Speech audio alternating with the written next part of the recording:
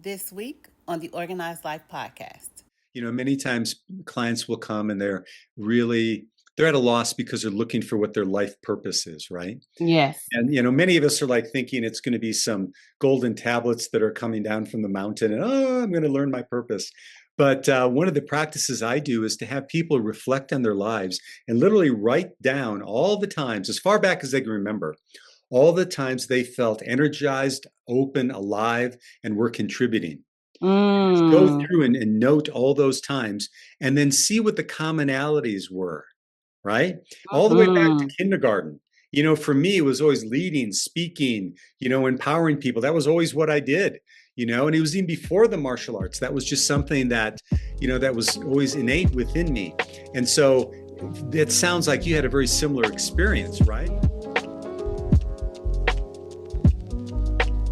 Hey, and welcome to the Organized Life podcast, where we are creating a movement with powerful organizing strategies and systems that save you space, time, energy, and money. I am your host, Tequila Renee, the life organizing strategist, professional organizer, and the owner of Extreme Audacity Organized Solutions, and the new owner of the Organized Life headquarters. Woo! I'm super excited about the Organized Life headquarters. It's all things organization. It's where we get our lives together. So if you are unaware, be sure to check out the link in the description to go check out the Organized Life headquarters. We do have a masterclass coming up where you can learn all about how to create the organized life.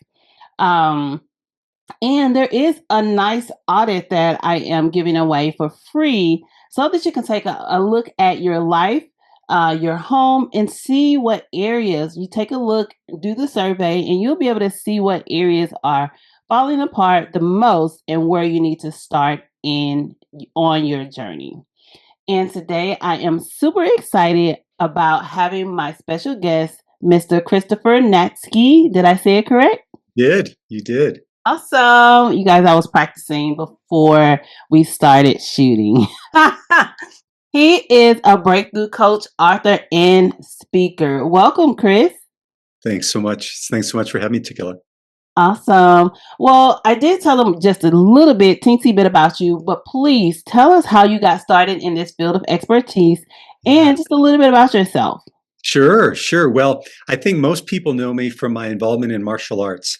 So I started my martial art training back in 1973 as a short little chubby kid who was enamored with the TV show Kung Fu, and have maintained that practice since that time, with a little bit of a veer off when I played college football for 4 years. So I wasn't able to train during the season.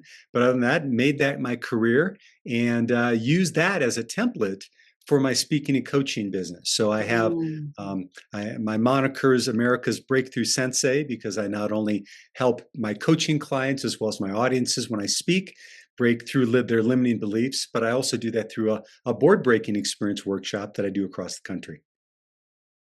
Wow, that's awesome. How long have you been in the martial arts field? So again, September of 1973. So if my math is correct, that's 52 years. So I'd like to say I started in the womb.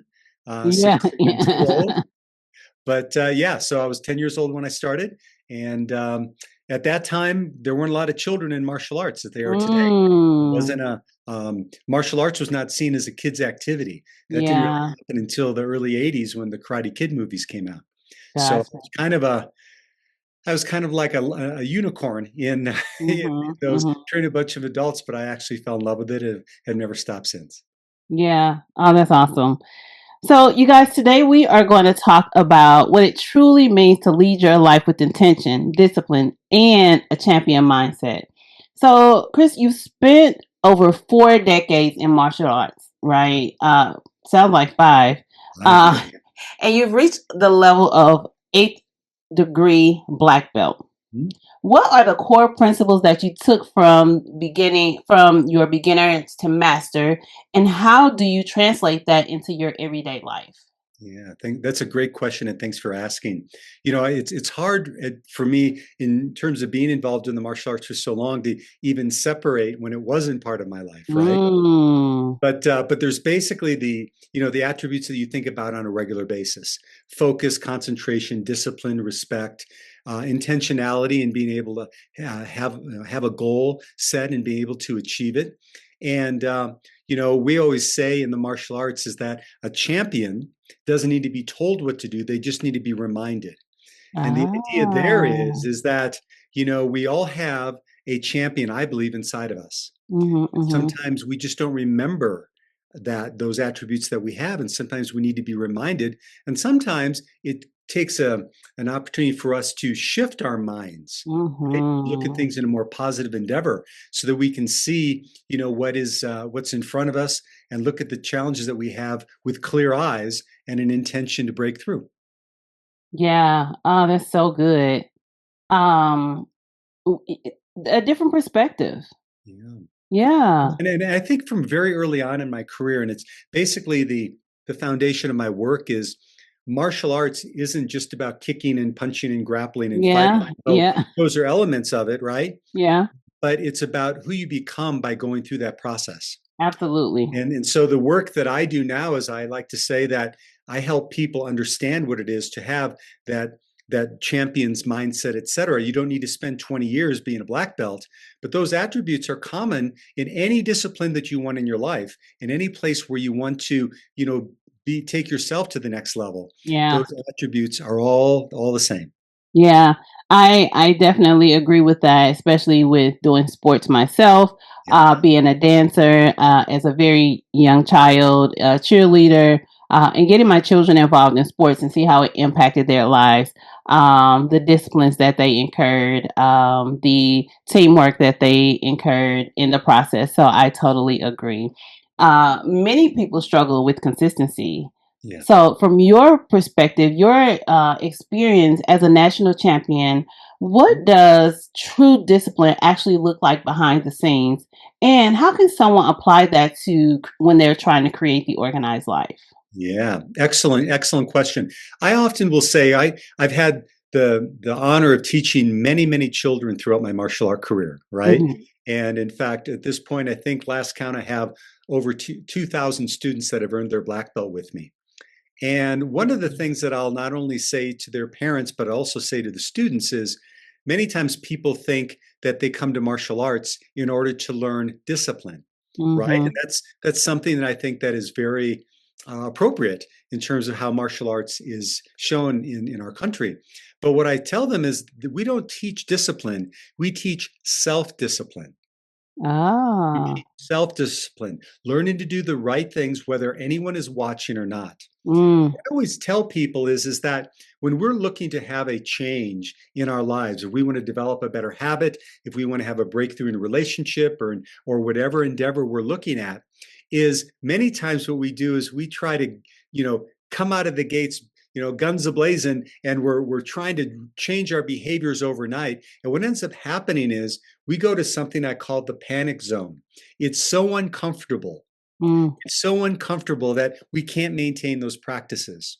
So, what I advocate is doing something that I call the stretch zone, where maybe you have an intentionality of just getting 1% better each and every day.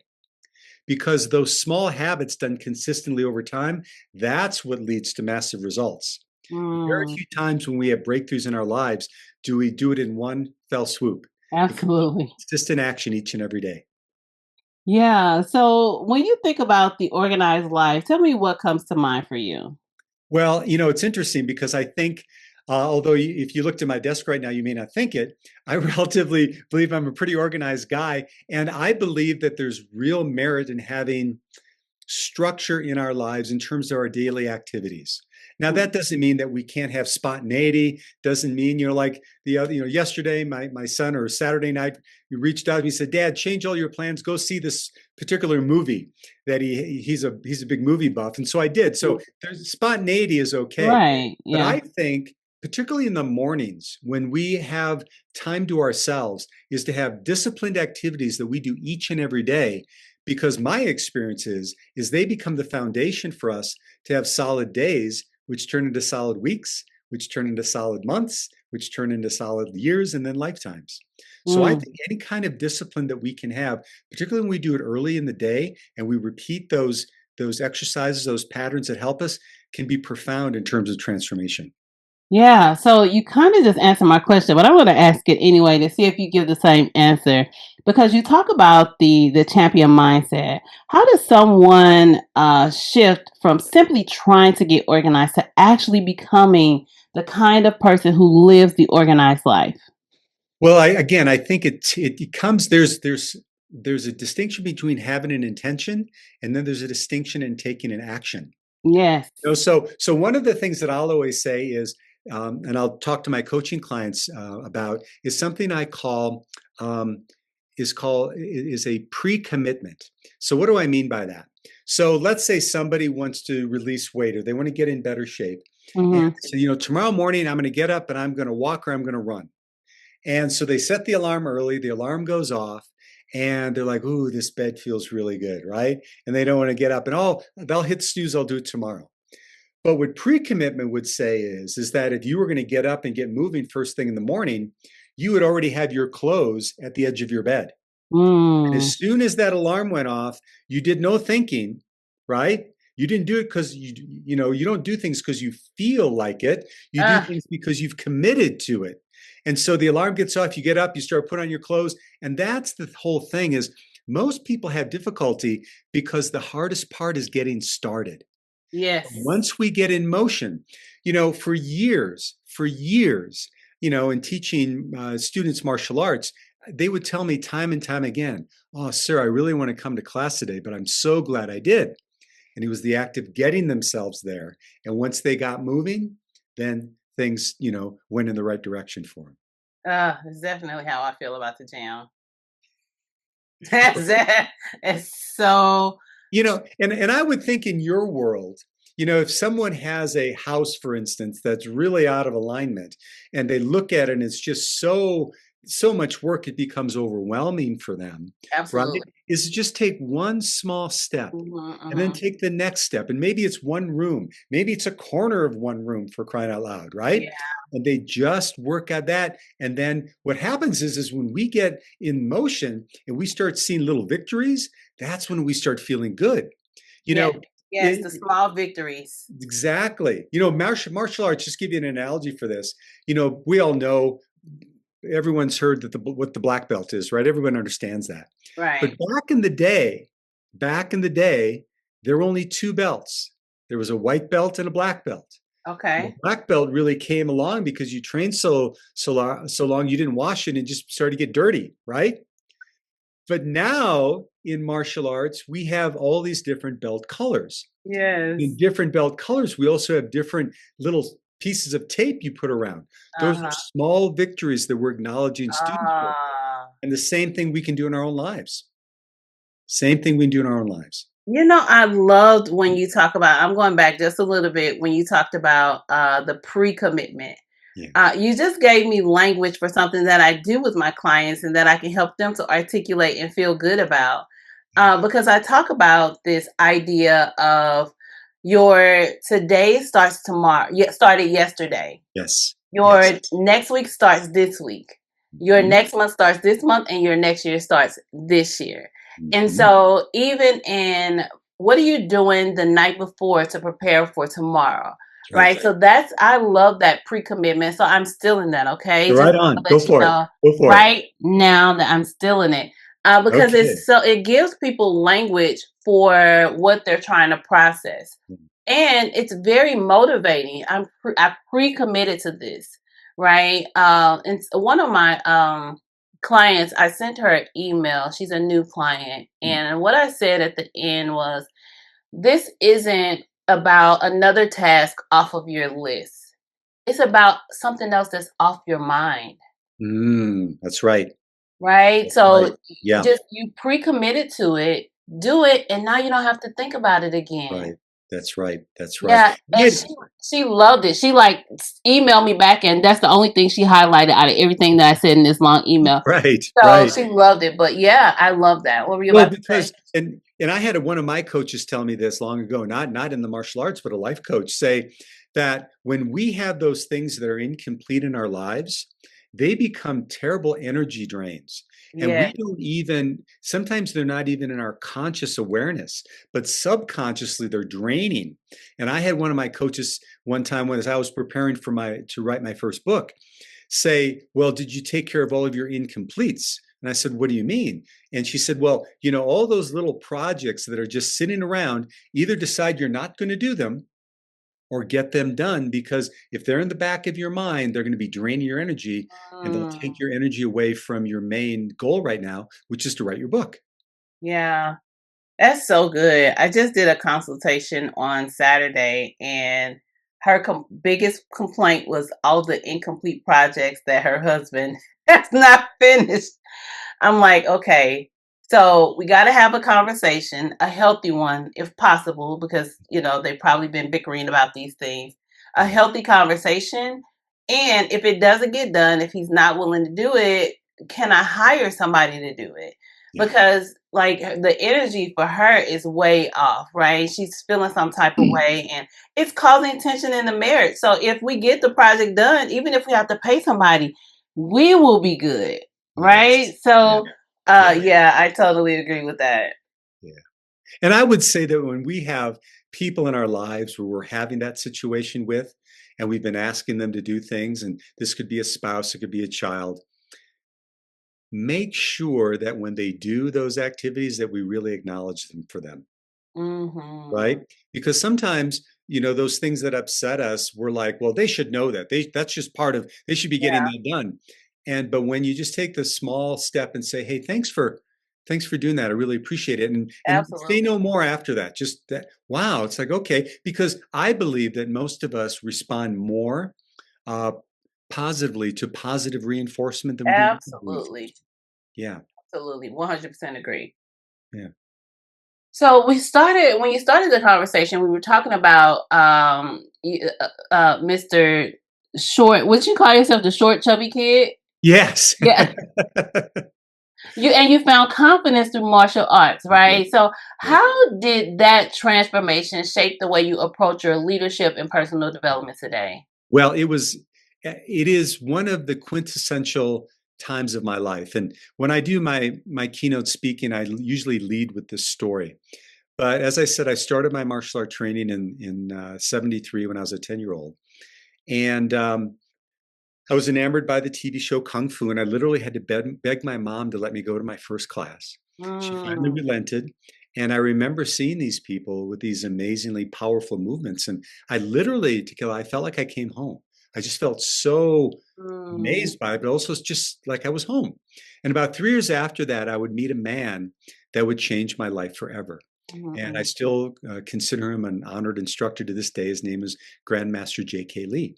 Now, Grandmaster Lee had recently moved from South Korea, and very little money in his pocket, very limited use of English language, but he had this burning desire to transform lives through martial arts. And one of the first times I was in his class, I was seated in the corner of the room. My legs were spread wide. I was stretching, getting ready for the training. And he walked onto the mat. And that's when it happened. He started surveying all the other students. And pretty soon I realized he was staring directly at me. And before I could move a muscle, he came over and he sat down in front of me. And he put his right foot on the inside of one leg, his left foot on the inside of the other. He grabbed the ends of my martial art belt, and with one push-pull, split me out to 180 degrees. And so I like to joke, I learned two things that morning. Number one is anyone can do the splits one time. But the other thing I learned, which is so profound, and now this is 50 years ago now, he looked me in the eyes and he said to me in his broken English, he said, I will make you a champion. I will make you a champion. Now, 13, all I could think about is medals and trophies in the Olympics. But later on, I realized that he meant becoming a champion in life. Yes. And the thing that was so profound, the more I even thought about it deeper, is my head heard, I will make you a champion, and all that came with that. But what my heart heard was, I believe in you. Mm.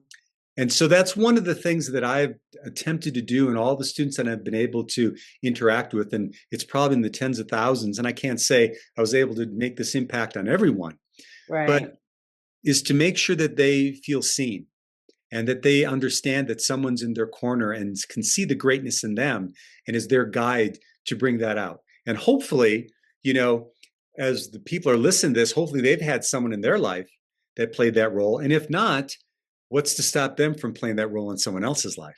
Absolutely. Yeah. That's so good.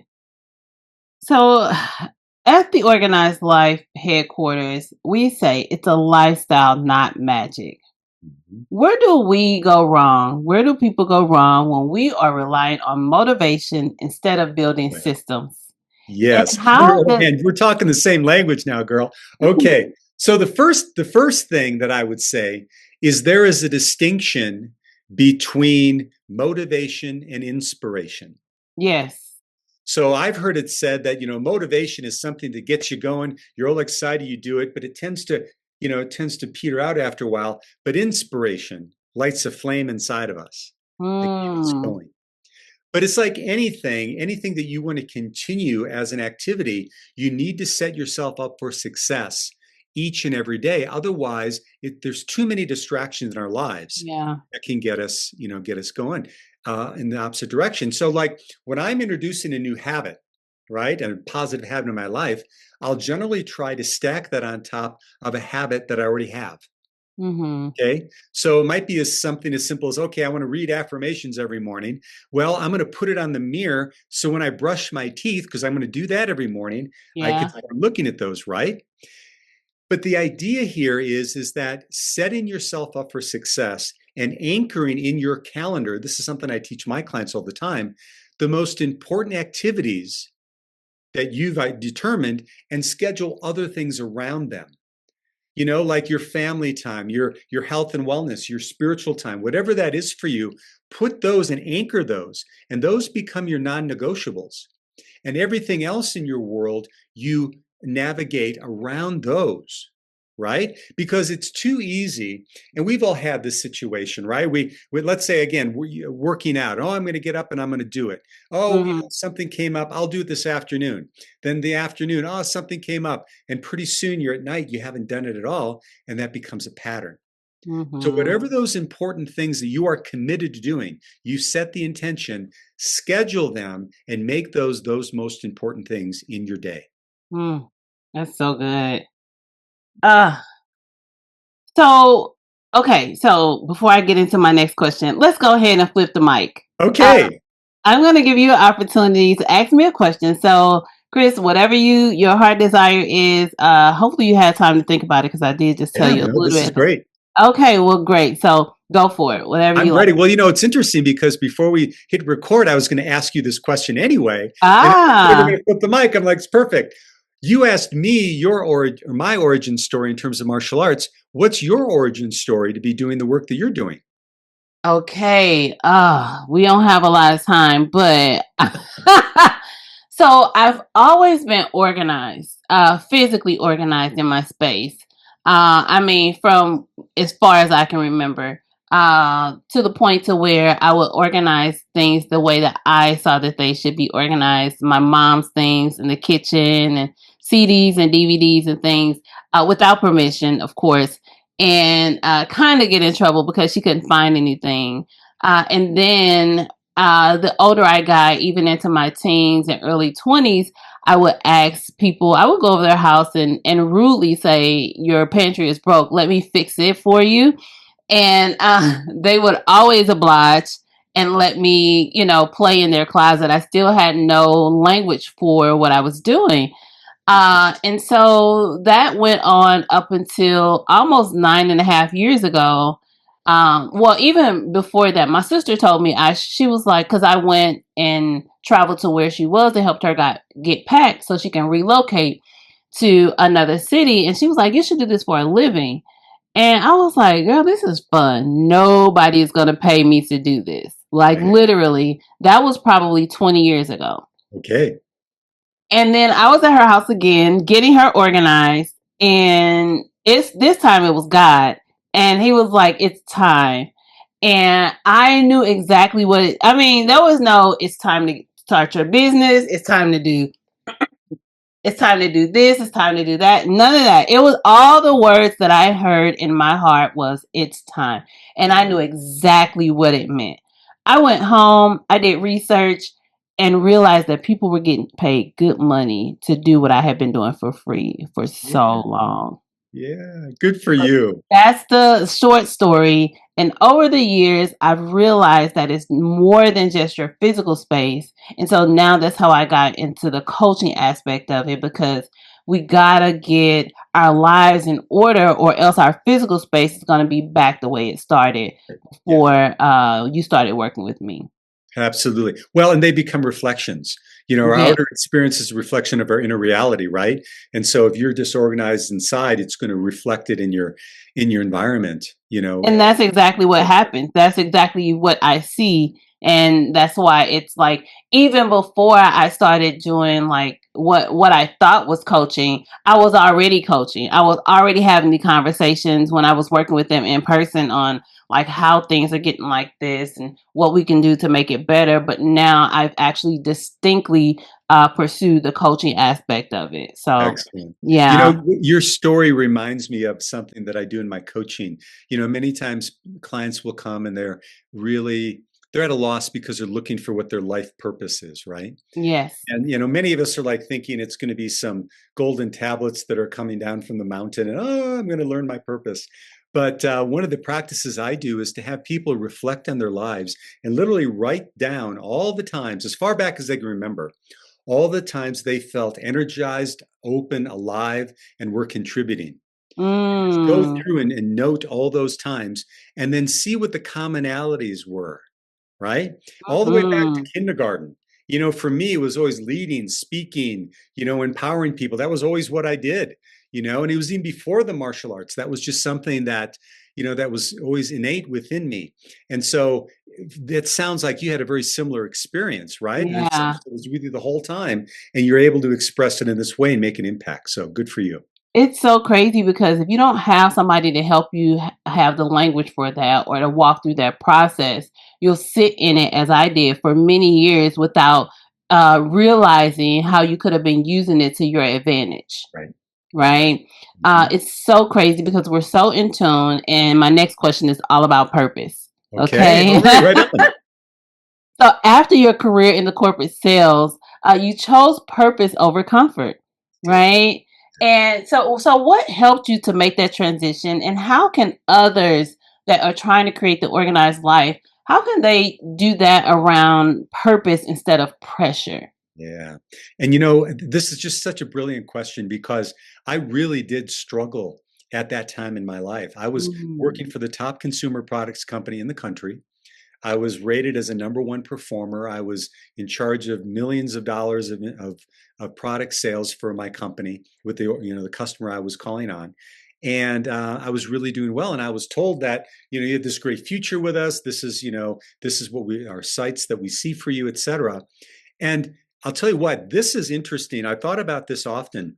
I enjoyed my time there. And in mm-hmm. some ways, I think that made it more difficult to leave. Because if I Yes. would have absolutely hated it, then I'm like, I got to get out of here. Oh, But it's like, exactly.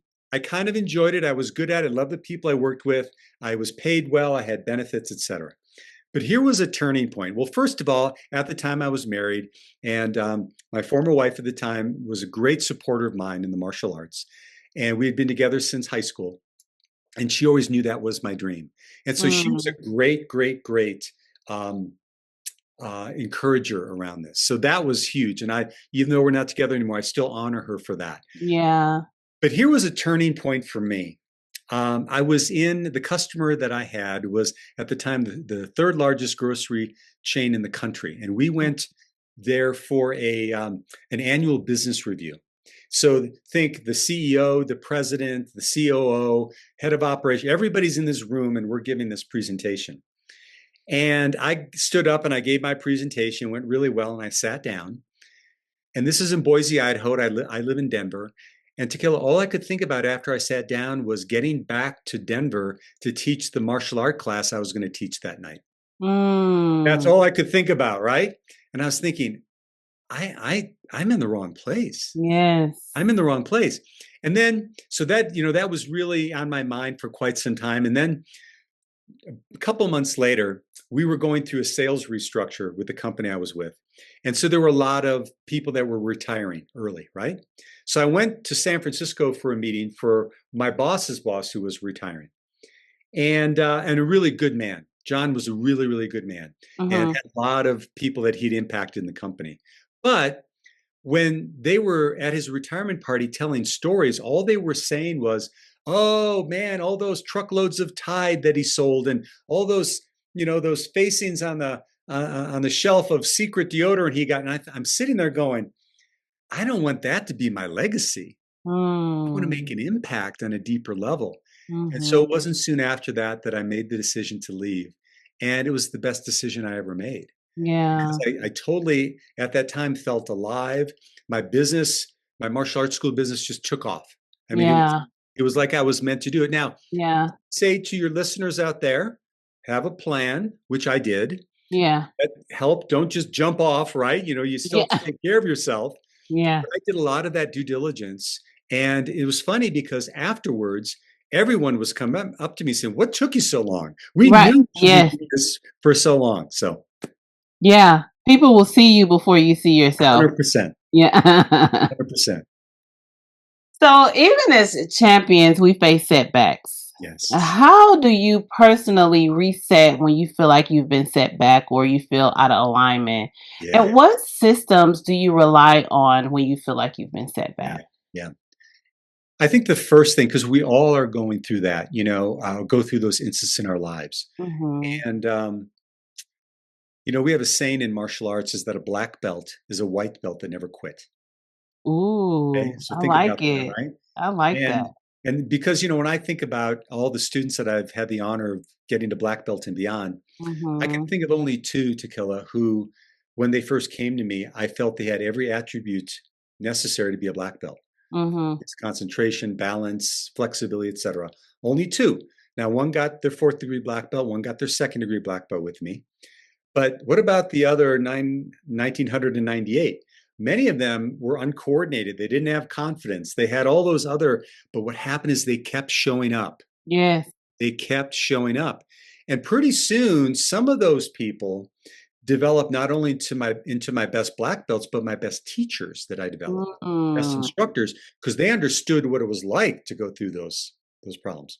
Now, I say that as context, but I think one of the things that I've had to really learn to do, because when you have that power that you're going to keep moving forward, sometimes you don't take a step back and kind of just sink into things. And so when I'm in a difficult situation now, it's very easy for me to get into problem solving and whatever. But what I have learned to do now is to stop and slow down and let myself feel it first in my body. Okay? Let me feel it in my body so that I can get present. Rather than have my head spinning around, I can get present with it. And then ask myself these questions. Number one, what's really happening here? Yeah.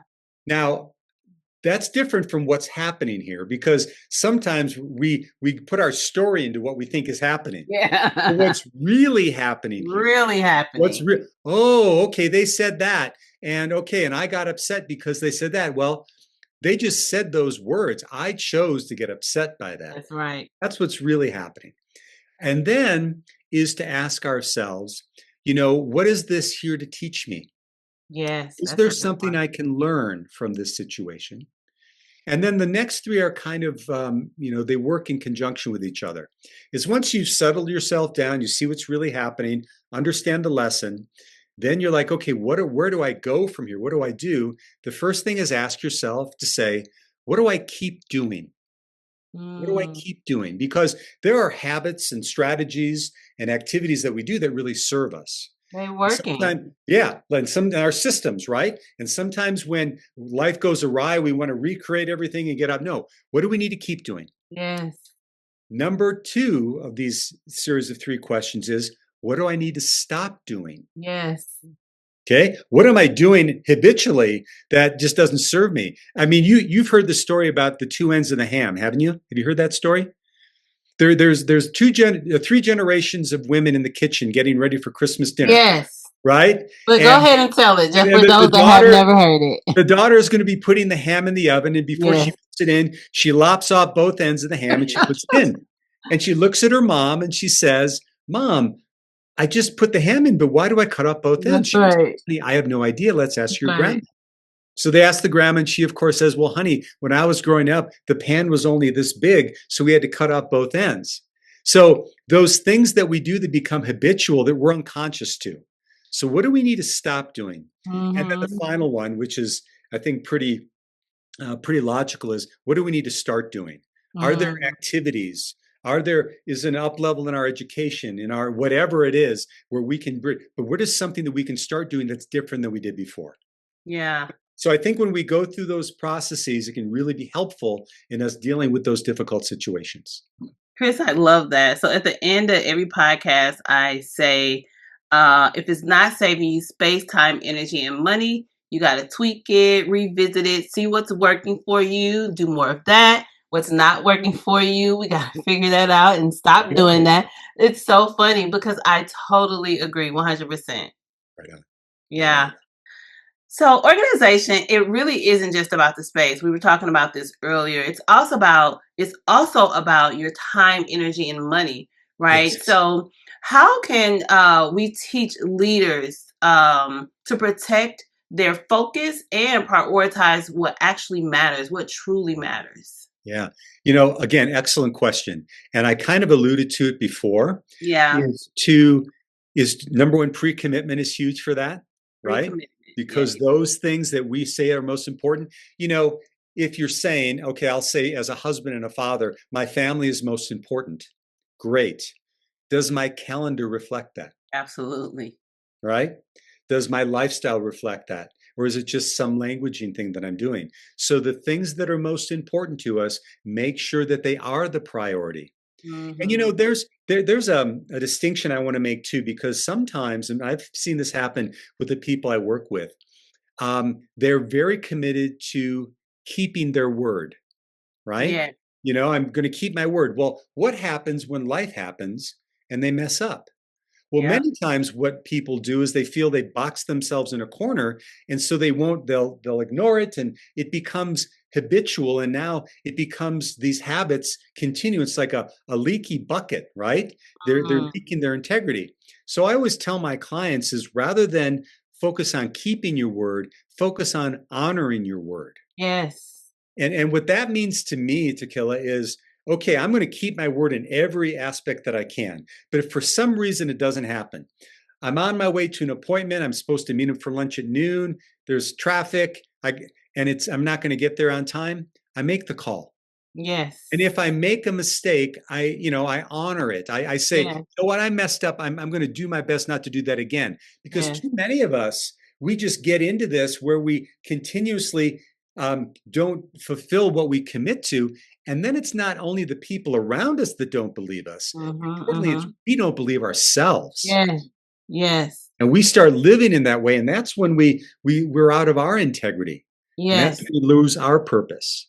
Yeah, you're speaking my language, Chris. I learned that through a leadership program, and I'm just wondering if you took the same program that I took, because the language is exactly the same. I was really big on keeping my word. I didn't know anything about honoring my word. And when I learned about it, I was like, oh, that's what I needed to do. To the point to where if I can't do the thing, I don't know what to do. Do I call the person? How do I do? What do I do? But honoring your word is so important. And I think it's a sense of relief when you honor your word. Like you don't feel the guilt of not being able to do the thing that you said you would do. And even to yourself, inside of my monthly, it's called a I Will Day. I honor my word to myself and say, okay, this is what you said you were going to do. This is what you did. This is what you didn't do. Now, is there some people that you need to apologize? I may even need to be on my own list. Because a lot of times we have a hard time keeping integrity to ourselves. It's easier for me to have integrity with other people, but for me, I said I would do this and I can't do it, and I just blow it off. But you need to honor yourself too. And so that's a part of my monthly ritual of honoring my word to my business, people, myself, is to like look at what I said I would do, what I didn't do, and then what I'm going to do next month. 100%. And Yeah. I think what you're saying here also, first of all, I agree with you 100%. And I would say to your listeners, make that a practice. Yes. But if for some reason you mess up, don't beat yourself up. Learn from it. And then that's how we get better. Because when you beat yourself up, then that's when you end up just living in this, I'm just going to keep my word. And if not, I ignore it. Yeah. Be honest with yourself, be compassionate with yourself. But the other thing that was coming present for me when you were sharing is how important it is for us to be able to say no to things as well. Right? Because that's part of our integrity also. And in fact, I had one of my teachers tell me one time is when you have powerful no's, your yeses are even more powerful. Absolutely. Because now you're saying yes to the things that are important, and you're not just reacting to other people's desires and demands. Yeah.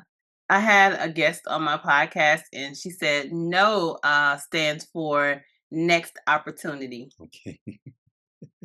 The next opportunity for me to do something else. The next opportunity for you to get somebody else to do it. Right. When I was like, that is so good. There you go. Yeah. But I totally agree. Like when you're saying yes to everything, which I was saying yes to everything. Totally. There were some things that I should have been saying yes to that I couldn't because I kept saying yes to all the wrong things. That's right. And so, and as they say, if everything's important, nothing is important. Facts. Right? Yeah. And I think, I don't know about you, but when I have said that to people, when I have set a boundary like that, and I've said, no, it's just not in alignment with where, my focus is now, I find that people are very respectful to that. Yes. Right? And you feel so good. Yes. Like, oh my gosh. Like when I first started saying no, I was like, oh, I did that. And it started becoming like a game, like, oh, let me say no a little bit more. Right? Yeah. I just felt so powerful. That's right. Yeah. That's right. So before we close out, can you give us 2 or 3 daily habits, maybe some non-negotiables that you believe that every high performer should implement to maintain order in their life? Yeah. Well, and I think you and I talked about this before when we met a couple months ago. I'm a huge supporter of powerful morning habits. Yes. And because the way that we start our days is the way that we'll continue and then eventually finish our days. So the practices that I do each and every day, I did them this morning. I call them the 6 M's of morning mastery. I do them every morning. It's the first hour of my day. And what I will say to people, I'm going to give you 6 M's. If you hear any of these that really speak to you and you aren't doing any of them, just pick one to get started. You don't have to do all 6. And you might be doing a couple of them already. But for me, the 6 Start small. Start small. Start small, exactly. So I'd say choose one, right? And so for me, the first one is mindfulness or meditation. So I start each day getting quiet. I have a 20-minute meditation that I do, and that is non-negotiable for me. Starting each and every day with that. The second one of those is called mental imaging, right? So what I'm doing is I'm imagining the day that I want to create. Like this was already in my mental imaging this morning, this discussion that we had, this conversation.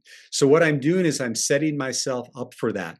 Now, many of us will always think about the bad things. And I had one of my coaches tell me one day, he goes, Chris, if you're going to fantasize, you might as well win. Right? So look at those things from a positive standpoint, right? So you've got meditation or mindfulness, you've got mental imaging, and then you've got mind treatment. And what I mean by that is positive affirmative thoughts that you're repeating in your quiet time. I am. This is what I create. And those types of positive things so that you're helping your subconscious mind.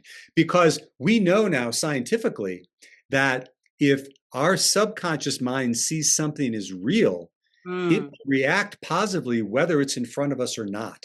I mean, just think about, you've watched a movie that you totally got into. You're having the experience if you're actually there, but it's really just on a screen. Yeah. So again, mental imaging, mind treatment, meditation, or mindfulness. And then number 4 is movement. Yes. Some sort of movement. Now, note I didn't say exercise. Yeah. It's movement. It could be walking. It could be stretching. It could be whatever gets your body feeling good. But our bodies were designed to move. Yeah. And my 5th one is motivation. Okay. So that means whether it's through books or whether it's through videos or whatever, you're getting some kind of content. And right now, personal opinion, we have no excuse not to be able to get motivated. I mean, it's everywhere. You get on YouTube or whatever, right? Yeah. Then the final one is memoir. And that's where you're literally doing some journaling every day. Yeah. So that's how I start each and every day. So those, like I said, to your listeners, if any of those spoke to you, start those. And then maybe add a second. And if you never get to 6, that's fine too. But when I was doing my research on this 10, 15 years ago, and I was looking at people that were really doing well in life, personally and professionally, every one of them had a morning habit, a morning routine that they started. Every one of them. Yeah. I think it's so important. I am definitely a morning routine person.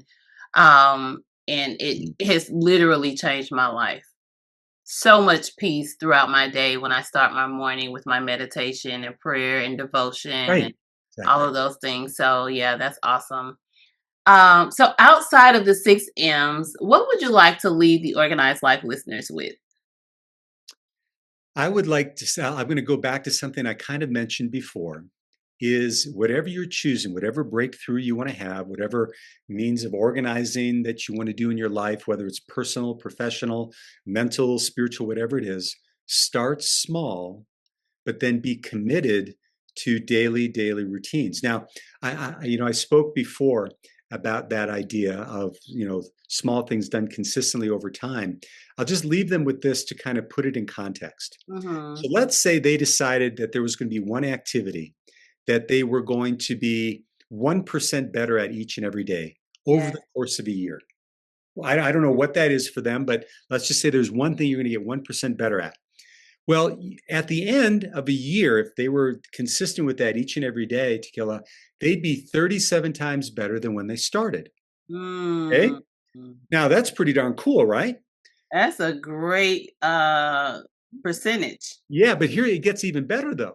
So what if you were to do that for 2 years? Now, most people would say, well, I'd be 74 times better. That's not what would happen.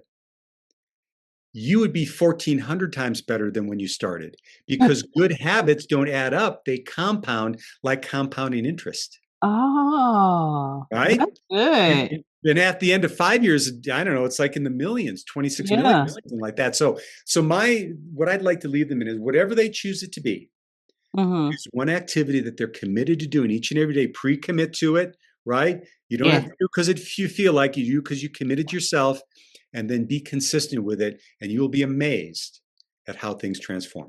So good. Love that. Thank you so much, Chris, for being here. So many nuggets. You guys rewind because you didn't get all of that, okay? Well, thank you so much for being here. I really appreciate it. To the Organized Life listeners, remember that we have the Organized Life Masterclass coming up. Depending on when this one drops, there's always one happening every month. So get in where you fit in. I would love to have you. And to everyone that's trying to create the organized life, remember, if whatever strategy or system you're putting in place is not saving you space, time, energy, and money, tweak it, revisit it, see what's working for you and what's not working for you. We want to do more of what's working for you and less of what's not working for you if we can possibly completely eliminate it. But start small. I love that. We keep talking about that. Start small and, do what works for you. Not the Pinterest pretty, not the Instagram reels. We got to create a space that actually works for us. So until next time, we'll see you on the next podcast. Ciao.